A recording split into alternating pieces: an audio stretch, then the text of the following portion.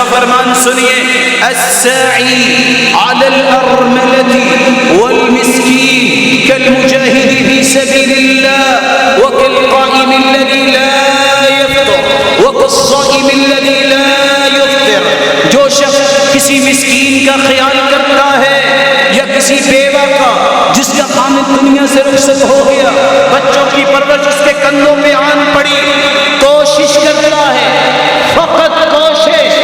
خرچ کی بات نہیں شریعت نے کی کیونکہ خرچ تو بہت بلندی کی بات ہے، کوشش، موبائل نکالو، ایک میسج ڈال دو، فیس بک پہ ڈال دو، آپ ای میل ڈال دو، آپ ٹویٹ کر دو، کوئی طریقہ، آپ اس کو کال کر سکتے ہیں، آپ اس کو خط لکھ سکتے ہیں، پیغام بھجوا سکتے ہیں، صرف کوشش کرنے والا یتیموں کے لیے، مسکینوں کے لیے، بیوگان کے لیے اللہ اس کو اجر اتنا دیتے ہیں جتنا وہ مسلمان کافروں کے سامنے میدان جہاد میں کھڑا ہے۔ بخاری مسلم کی روایت میں کوٹ کر رہا ہوں، ذرا غور سے سنیے، وَكَالْقَائِمْ، اکیلا مجاہد نہیں ہے وہ، بلکہ وہ ایسا تہجد گزار ہے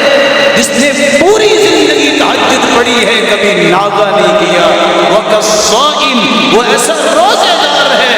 الذی لا یفطر، جس نے پوری زندگی روزہ رکھا ہے، کبھی اس نے ناغہ نہیں کیا۔